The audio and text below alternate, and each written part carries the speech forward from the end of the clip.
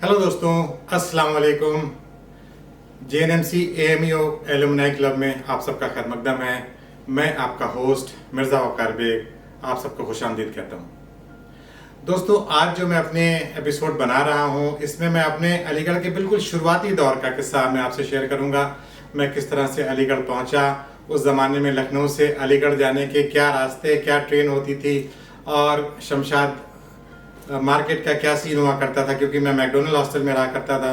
तो आज का मेरा मेनली वीडियो हम लोग मैकडोनल्ड हॉस्टल में जो मेरे दिन थे शुरुआत के, वो कैसे गुजरे, वहाँ का जो क्या माहौल था उसके ऊपर मैं डिस्कस करूँगा। और दोस्तों, मैं आपको एक खुशखबरी देना चाहता हूँ कि मैं बहुत जल्दी एक और अपनी AMU से रिलेटेड सीरीज शुरू करना जा रहा हूँ, जिसका नाम मैंने रखा है VC लॉज। VC लॉज में हम लोग अपने जो अलीगढ़ के जो वाइस चांसलर्स हुए हैं उनके बारे में एक एक एपिसोड में मैं अपने जो सबको तो खैर ऑब्वियसली नहीं कर पाऊंगा, क्योंकि ये हमारा सेंटिनरी ईयर है। 1920 में हमारी यूनिवर्सिटी बनी थी और अब माशाल्लाह से 2020 आ गया। 100 साल हम लोग का जश्न मनाया जा रहा है। लॉकडाउन की वजह से और पैंडमिक की वजह से मैं समझता हूँ कि बहुत ज़्यादा सेलिब्रेशन तो शायद नहीं हो पाएंगे, बट मैं इस अपनी वेब सीरीज़ के ज़रिए से मैं कुछ अपने जो अलीगेरियन फ्रेंड्स हैं उनसे हेल्प लेके कुछ वहाँ की मालूमात हासिल करके वाइस चांसलर्स के ऊपर एक एपिसोड, अपने कुछ एपिसोड्स बनाना चाह रहा हूँ। तो मुझे उम्मीद है कि आप लोग उसको सराहेंगे, उसको पसंद करेंगे। मुझे आप लोगों के इनपुट्स चाहिए, किन किन VCs के बारे में आप लोगों को एपिसोड चाहिए, उसको आप लोग मुझे मेल कर सकते हैं, इनबॉक्स कर सकते हैं। तो ठीक है दोस्तों, आइए हम लोग अपना मैकडोनल्ड का सफ़र शुरू करते हैं।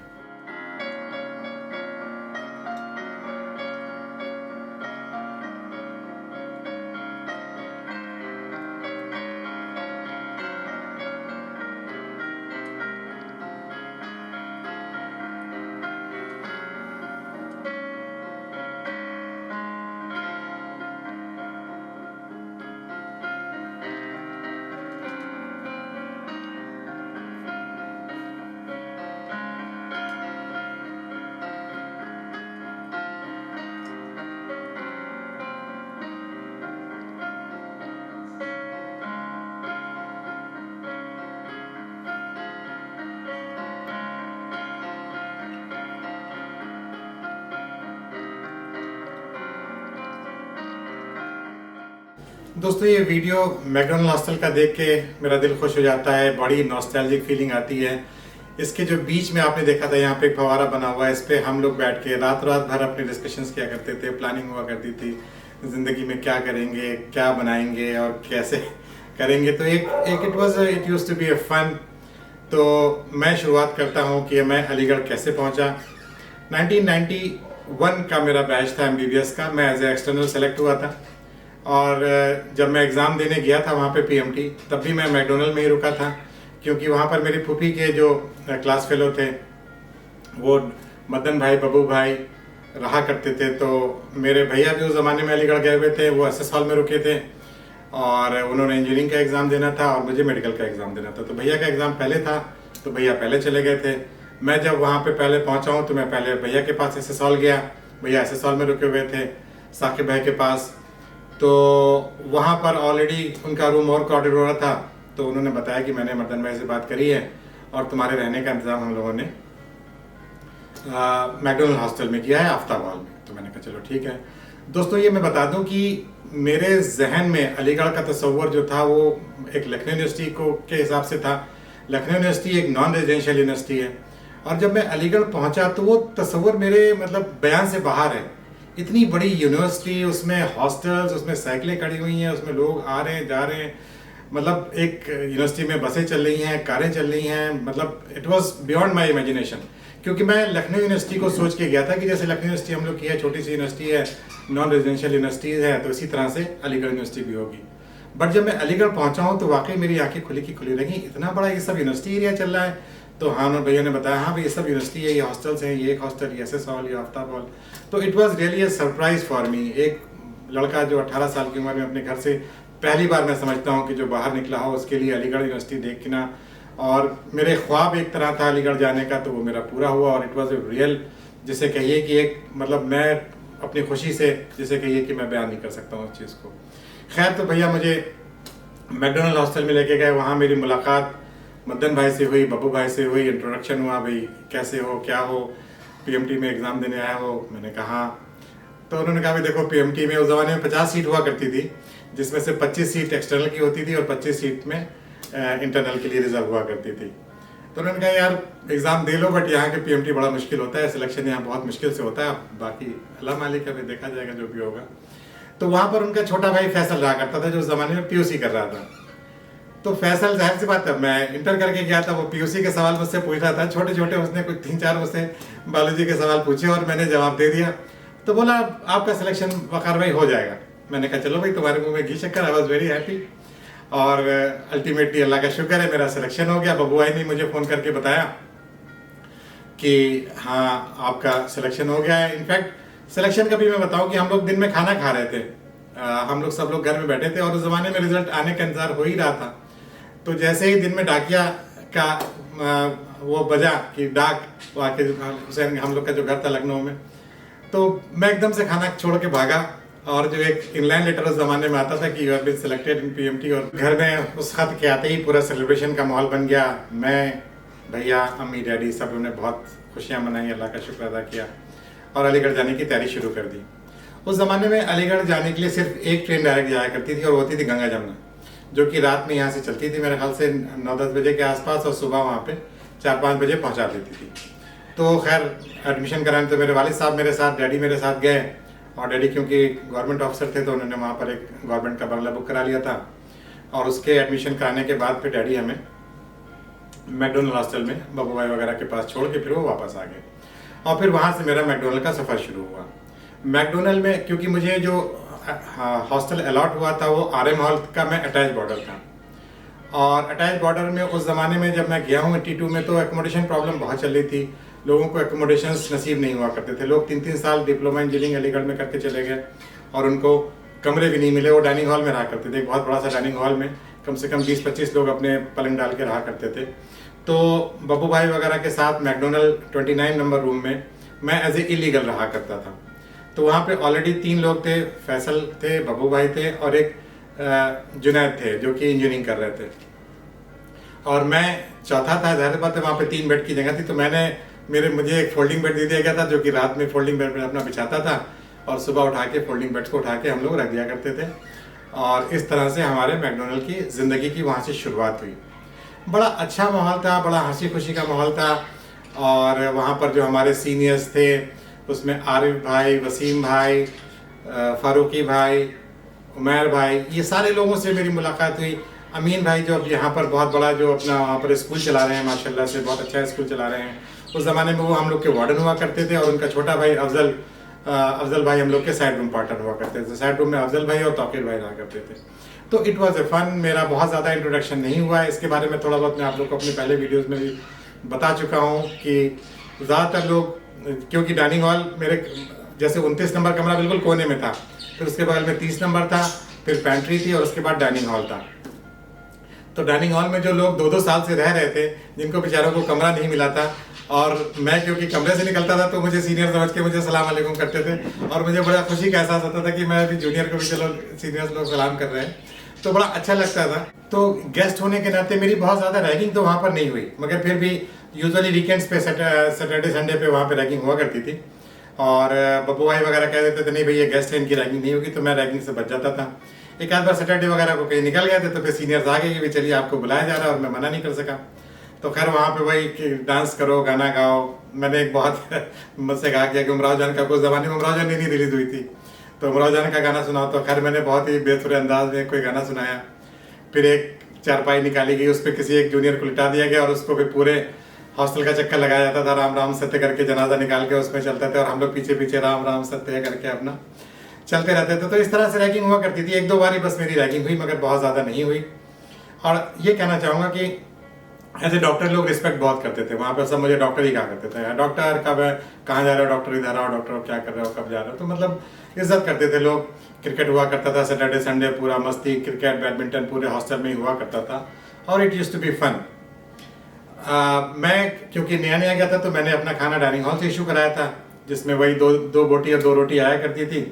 और बब्बू भाई, फैसल और उनके जो बीच वाले भाई मसूद भाई थे वो बगल वाले कमरे में रहते थे, और इफ्तिखार भाई, तो ये लोग सब मिलके खाना बनाया करते थे। और मेरा क्योंकि खाना आता था तो मैं उसमें कंट्रीब्यूट इनिशियली नहीं करता था, मगर ये कि बब्बू भाई खाना बहुत अच्छा बनाते थे। बब्बू भाई मैंने आपका पहले भी थैंक यू कहा है कि you have been my guide in the cooking, और आपसे मैंने बहुत कुछ कुकिंग वगैरह सीखी, और बहुत अच्छे इंसान बब्बू भाई की मैं तारीफ जितना भी करूँ कम है। बब्बू भाई मदन भाई ने पूरा मुझे सपोर्ट किया अलीगढ़ में, और उनकी वजह से ही आज मैं मतलब जो भी हूँ, मतलब मैं कहूँगा कि उसमें उनका भी बहुत बड़ा कंट्रीब्यूशन है। और फैसल की मोहब्बत को मैं भूल नहीं पाऊँगा। फैसल का जिस तरह से एंड हुआ उसका जिक्र मैं अपने दूसरे एपिसोड में करूँगा। मैं बताऊँगा आपको कि फैसल के साथ क्या हादसा हुआ था। इसके लिए मैं अपना दूसरा एक एपिसोड और बनाऊँगा। आज इस एपिसोड में जो हम लोगों ने अच्छे पल फैसल के साथ गुजारे उनको मैं आपसे डिस्कस कर रहा हूँ। तो हम लोग आराम से खेला करते थे, रात भर बैठे बातें किया करते थे, लोगों के ऊपर सोचते थे कि इसके लिए क्या एक्टिविटी करें। एक बार 1 अप्रैल में हम लोगों ने जाके वहाँ पर 4 जो टॉयलेट थे सबके अंदर से एक बच्चे को, एक उसको बैरर के बेटा था आता था यामीन करके, उसको अंदर कुदा दिया और सारे टॉयलेट को अंदर से लॉक करवा के वो फिर उसको दूसरे से कुदवा लिया। तो अब सुबह हाल ये हुआ कि आप समझिए कि जो 4 टॉयलेट्स थे उसमें से सिर्फ एक खुला हुआ था और तीनों अंदर से बंद थे। और वहाँ पे मैंने बताया था कि वहाँ पे सब लोग लोटा लेके जाया करते थे। और सुबह 1 अप्रैल को हम लोगों ने देखा सब लोटा लेके लाइन लगी हुई, सब लोग समझ रहे कि अंदर कोई है, भड़बड़ाया जा रहा है और कोई उसमें से निकल नहीं रहा है। फिर अल्टीमेटली ये हुआ कि किसी को लगा कि शायद कोई एक्टिविटी हो गई है, उसको बुलवा के फिर अंदर खुलवा के फिर खुलवाया गया। तो खैर but it was a secret, किसी को पता नहीं चला कि ये एक्टिविटी मैंने और फैसल ने करी थी। तो इस तरह से हम लोगों ने काफ़ी एक्टिविटीज़ हम लोग करते थे, बातें करते रहते थे, ज़िंदगी की प्लानिंग करते रहते थे। एक ख्वाब था कि हम लोग एक फिल्म बनाएंगे बड़े होके और होटल खोलेंगे और पता नहीं क्या क्या हम लोग अपने बातें किया करते थे। और इसी तरह से जो हम लोग के खाने का सिस्टम रहता था, हम लोग के फारूकी भाई 31 नंबर कमरे में रहते थे और फारूकी भाई उस ज़माने में सीनियर हॉल थे। फारूकी भाई इस वक्त बेंगलोर में हैं। मैं अभी पिछले 3-4 साल पहले बेंगलोर गया था तो फारूकी भाई से मुलाकात हुई थी। फारूकी भाई का खाना हम लोग बहुत खाया जाया करते थे। फारूकी भाई सीनियर हॉल होते थे और ये लोग काफ़ी देर में लौटते थे। अच्छा, उस ज़माने का सिस्टम ये होता था कि जो सीनियर्स नहीं रहते थे, और फारूकी भाई जाहिर सी बात है क्योंकि सीनियर हॉल थे, तो उनका खाना एक जाली का बक्सा होता था, तो उनके कमरे के सामने ला के रात में रख दिया था। उसमें खाने में वही जो उनका जो डाइनिंग हॉल से खाना था वो उसमें रखा रहता था। अच्छा, हम लोग क्योंकि खाना कुक करते थे तो हमारा खाना तो चखने में ख़त्म हो जाता था। हम फैसल, मसूद भाई सब लोग आधी निवाला खा के उस खाने को ख़त्म कर दिया करते थे। तो हम लोग का खाना क्योंकि बनता था वहाँ पे, तो इसलिए खाना ज़रूरत है हम लोग बनते 9-10 बज जाते थे और उनका खाना 8 बजे से आके जाली में रहा करता था और यूजुअली वो 11-12 बजे तक आते थे। तो अक्सर ये होता था कि खाना बनाते जब हम लोग को भूख लगती थी और मेरा खाना भी ख़त्म हो जाता था, तो फैसल मेरी तरफ देखता था, डॉक्टर यार थोड़ी भूख लग रही है, आधी रोटी हो जाए। मैंने कहता चलो हो जाए। तो वो जाता था वही जाली के पास नीचे बैठता था, आधी रोटी फारूकी भाई की खा के सालन से फिर आ जाता था। फिर थोड़ी देर बाद मैं जाता था। इस तरह से आज मतलब 3-4 बार में करके। अच्छा, डर भी जाहिर सी बात, एक डर आता था कि कहीं क्योंकि खुले में बताया हुआ रखा हुआ कॉरिडोर से कोई आ रहा है जा रहा है, तो बहुत जल्दी हम लोग आधी रोटी खा के धीरे धीरे उनका पूरा खाना आधे घंटे में हम लोग फिनिश कर दिया करते थे और फिर उसके बाद अपना खाना खा के आराम से बैठे रहते थे। रात में जब वो बेचारे 11:30-12 बजे आते थे और वो देखते थे कि अब जाली खाली पड़ी, खाने में प्लेटें खाली पड़ी हुई, बहुत मैं साला सीनियर हॉल, मेरा खाना कौन खा जाता है, ये करके चिल्लाते थे। और हम लोग जाते थे, अरे क्या हो गया फारूकी भाई, आपका खाना किसने खा लिया। बहरहाल फारूकी भाई, आई एम सॉरी, आज हो सकता है आपको ये राज आज पता चला हो, but I am sorry, it was fun for us. और आपके लिए तो जाहिर सी बात है इट वॉज नॉट फन। तो ये हम लोग की मैकडोनल्ड की इस तरह की ज़िंदगी हुआ करती थी। और अब वहाँ से फिर अक्सर हम लोग शाम में शमशाद मार्केट जाया करते थे। शमशाद मार्केट रोज़ जाना होता था क्योंकि बिल्कुल मैकडोनल्ड से मिला हुआ शमशाद मार्केट का रास्ता था, और बल्कि हम लोग की जो पेंट्री से पीछे एक शॉर्टकट जाता था वो बिल्कुल शमशाद मार्केट में जाके खुल जाता था। तो शाम में बैठे रहना, वो आज भी अगर दिल की ये आरज़ू थी कहीं दिलरुबा मिले, उस ज़माने में इतना बजता था, हर दुकान पे गाने वो बजा करते थे, हर होटल पे बजा करते थे। तो आज भी जब मैं वो गाना सुनता हूँ तो बिल्कुल मुझे नॉस्टैल्जिक फील आता है कि मैं अलीगढ़ में शमशाद मार्केट में बैठा हुआ हूँ और ये गाने बज रहे हैं। तो इतना याद है, वहाँ पे बैठ के हम लोग चाय खाना, समोसा, नमक पारे वहाँ के बड़े ख़ास हुआ करते थे, नमक पारे खाया करते थे। और जब हम लोग के नया मनी ऑर्डर आता था, वहाँ पर एक ऐसा एक होटल था, उसका मुझे नाम नहीं याद आ रहा, हमीद मियाँ का था किसका था, जहाँ पर छोटे का गोश्त मिलता था और बाकी सब जगह अपने बड़े का गोश्त मिलता था। तो हम लोग तो जाहिर सी बात है होटल में हम लोग ज़्यादा खाते नहीं थे क्योंकि हम लोग के घर में खाना रूम पे हम लोग कुकिंग करते थे। बट एक जब हम लोग के पास मनी ऑर्डर आता था, शुरुआत में जब हम लोग के पास पैसे होते थे, तो उस ज़माने में हम लोग जाके फिर एक दिन जाके वो बकरे का सालन वगैरह वहाँ पे खाया करते थे। और फिर कुछ दिनों बाद हम लोग को एक धुन चढ़ी कि हम लोग अपनी बॉडी बनाएंगे और वी शुड बी गुड, तो हम लोग थोड़े एक्सरसाइज वगैरह शुरू की और कुल्हड़ में दूध लेके आया करते थे हम लोग। कुल्हड़ में दूध लेके आते थे, फिर कुछ दूध पिया जाता था और रसगुल्ले गुलाब जामुन वगैरह खाया करते थे। तो दोस्तों उस मैकडोनल्ड का अगर मैं खाका खींचूँ तो जो लोग उस दौर में उन हॉस्टल्स में रहे हैं वो वाकई उस चीज़ को रिलेट कर पाएंगे कि मतलब बहुत ही ज़बरदस्त एक तरह से हम लोग को शाहाना माहौल में रखा जाता था। बेरर्स होते थे जो हम लोग का बेड सही करते थे, सुबह ला के नाश्ता चाय दिया करते थे, मटरी मक्खन ये सब चाय ला के दिया करते थे। तो वाकई एक बड़ी अच्छी फील आती थी। और उस ज़माने में जाहिर सी बात है वाटर कूलर वगैरह तो होते नहीं थे, तो हम लोग के पास घड़े हुआ करते थे और दिन में एक भिश्ती आता था जो कि मशक अपने पीठ पे लादे हुए होता था और सबके कमरों में जा जाके वो फिर घड़ों में पानी भर के जाया करता था। डाकिया आते थे तो अगर ज़ाहिर सी बात है घरों से सबको ख़त करता रहता था। उस ज़माने में ईमेल व्हाट्सएप ये सब तो कुछ था नहीं, तो हम लोग ख़तों के सहारे हुआ करते थे। और डाकिया साहब हम लोग को देखते ही अगर हमारा ख़त होता था तब तो खुशी खुशी आके देते थे, अदरवाइज दूर से देखते थे, बोलते थे सब खैरियत है सब खैरियत है, अपना हाथ हिलाते हुए निकल जाते थे। तो वाकई एक बहुत ज़बरदस्त यादें जुड़ी हुई हैं मैकडोनल्ड से मेरी। उस हॉस्टल्स में जो भी लोग रहे होंगे वो इस बात को रिलेट कर सकते होंगे कि किस तरह एक हम लोग को लेविश स्टाइल हम लोग को रहने को मिलता था अलीगढ़ मुस्लिम यूनिवर्सिटी में। और इस पे अगर हमारे जो इरशाद मियां जो हमारे बैरर हुआ करते थे वो बड़े नाराज़ भी होते थे। वो कहते थे यहाँ आके देखिए सब गांव में जाके अपने घरों में सब काम करते हैं, यहाँ पर आके मुझ पर हुक्म जमाते हैं, सब यहाँ पे आके नवाब बन जाते हैं कि ये करो वो करो, इरशाद मियां ये ला दो, इरशाद मियां वो ला दो। मगर बेचारे हम लोग उनको थोड़ा बहुत अपने पैसे वैसे दे देते थे, तो हम लोग के खाने में क्योंकि हम लोग को अक्सर चटनी बनवानी होती थी, लहसुन अदरक पिसवाना होता था, तो बेचारे हम लोग का बड़ा खिदमत करते थे, बड़ा काम करते थे। वाकई अल्लाह उनको जन्नत दे, उनका इंतकाल हो गया। इट वॉज वेरी बहुत ही केयरिंग, जैसे मतलब एक तरह से हम लोग को घर की फील में कि घर का एक बड़ा होता है इस तरह से समझाते भी थे, डांटते भी थे और हम लोग का ख्याल भी करते थे। ये हालत थी वहाँ के बैरर्स की। आप समझिए कि अलीगढ़ के बैरर्स भी कितना अपने स्टूडेंट्स का ख्याल रखते थे। इसी तरह से मैं एक एक्टिविटी आप लोगों से शेयर करना चाहूँगा कि हम लोग जब दूध पी के जाते थे तो हम लोग कुल्हड़ लेके चले आते थे।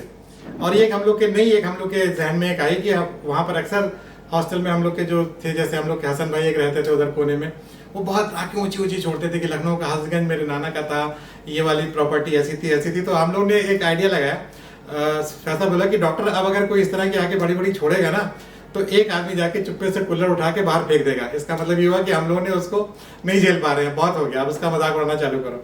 मतलब that used to be an indicator कि अब भैया इनकी खिंचाई चालू करो, अब नहीं सहा जा रहा है। तो खैर इस तरह से जैसे भी आते थे हम लोग ने काफ़ी इस तरह से कुल्हड़ इकट्ठा किए हुए थे और रोज़ एक दो कुल्हड़ फूट ही जाते थे। जब भी कोई आके बैठता था, किसी शुरू करता था, पता चला कि फैसल भाई गए, चुप्पे से उठे और जाके उन्होंने जोर से कुल्हड़ फोड़ा। अब ये इंडिकेशन था कि चलो अब चालू करो इनकी खिंचाई और इनको अब यहाँ पे इनका किस्सा कोई नहीं सुनेगा। इसी तरह से मुझे याद है कि एक बार मशहूर भाई हम लोग के मॉरिसन कोर्ट से हुआ करते थे, वो आए थे, वो ड्रामा क्लब में भी हुआ करते थे। और मुझे एग्जैक्टली तो याद नहीं कि उन्होंने क्या छोड़ी, इतनी बहुत लंबी छोड़ दी। और फैसल भाई इतने हमारे जज्बाती हो गए कि वो पूरा घड़ा उठा के लेके ही चले जा रहे हैं, मैं देखा, और जाकर उन्होंने भर से पूरा घड़ा फोड़ दिया। और जो फिर हम लोग का हंसते हंसते बुरा हाल, मशहूर भाई भी परेशान किया, ये क्या हो रहा है, घड़ा फोड़ के ये लोग। तो फिर हम लोगों ने उसके बाद जो उनकी खिंचाई की, तो उसके बाद से मेरे ख्याल से फिर वो कभी दोबारा हम लोग के कमरे में आए नहीं। तो ये वाकई एक मशहूर मतलब एक तरह से जो हम लोग का दौर गुजरा है। तकरीबन 2 साल में वहाँ रहा, वहाँ पे मैकडोनल्ड हॉस्टल में। उस ज़माने में ज़्यादातर मेडिकोज डिफरेंट हॉस्टल्स में फैले हुए थे।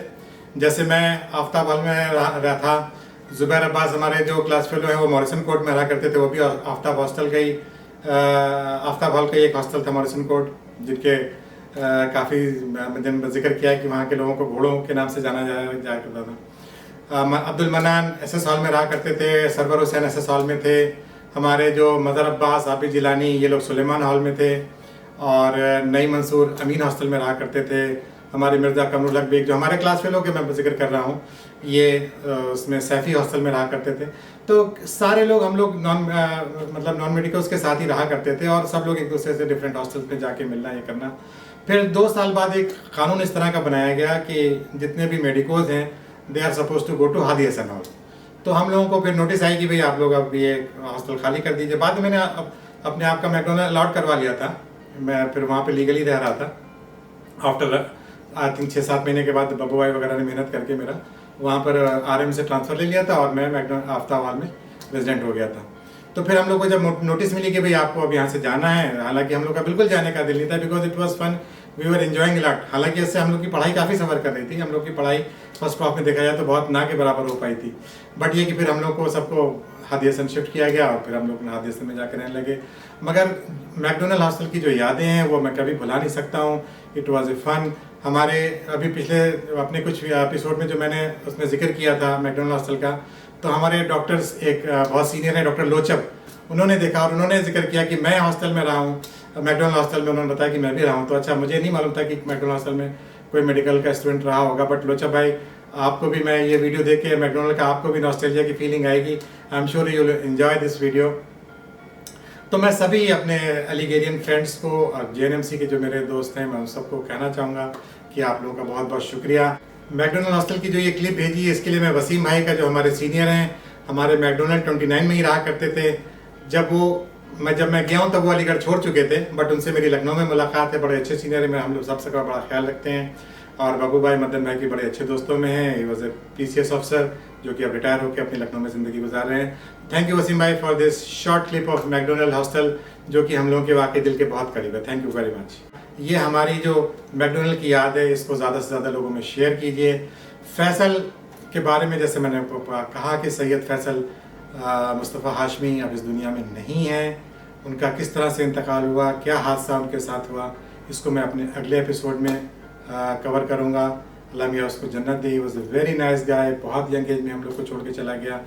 तो यहीं पर मैं अपने इस वीडियो को ख़त्म करता हूँ, इस गुजारिश के साथ कि अपने मेरे इस वीडियोस को ज़्यादा से ज़्यादा AMU और JNMC साइट्स में शेयर कीजिए। और मेरे इस चैनल को अगर अभी तक आप लोगों ने सब्सक्राइब नहीं किया है तो प्लीज़ इसको सब्सक्राइब करिए।